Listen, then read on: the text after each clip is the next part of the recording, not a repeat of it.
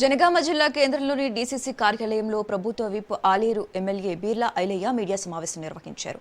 ఈ సందర్భంగా ఎంపీ ధర్మపురి అరవింద్పై ఆయన తీవ్ర స్థాయిలో విరుచుకుపడ్డారు.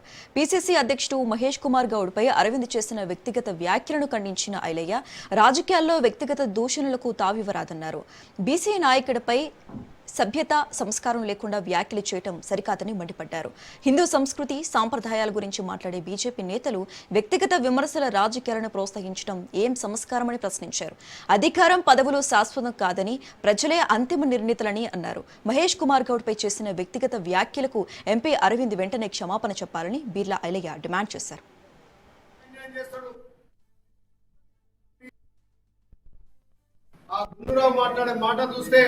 నిజంగా తెలంగాణ ప్రజలు ముక్కు మీద వేలేసుకోవాల్సిన పరిస్థితి వస్తుంది. ఇలా తెలంగాణలో మొన్న జరిగినటువంటి ఎంపీ ఎలక్షన్లలో మీ బీఆర్ఎస్ బీజేపీ చీకటి ఒప్పందాలతోటి బీఆర్ఎస్ వాళ్ళు వాళ్ళ అవయవాలను దానం చేసి 8 సీట్లు గెలిపిస్తే అందులో నువ్వు గెలిచిన గుండు అరవింద్ మా బీసీ బిడ్డ మీద మాట్లాడడానికి నీకు సిగ్గు శరం లేదని అడుగుతున్నాను. ఒక బీసీ బిడ్డ ఎదుగుతుంటే ఒక బీసీ బిడ్డ ఓర్వలేదా? అసలు నువ్వు బీసీవేనా? ఆయన కేంద్రంలో బీసీ ప్రధానమంత్రి అని చెప్పుకుంటాడు, బీసీలకు అన్యాయం చేస్తాడు.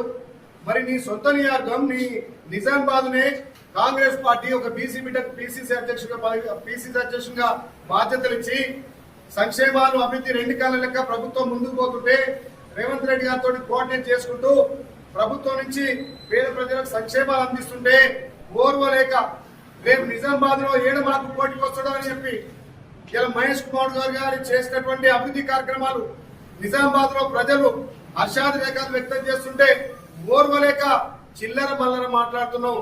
అరవింద్ తస్మాత్ జాగ్రత్త.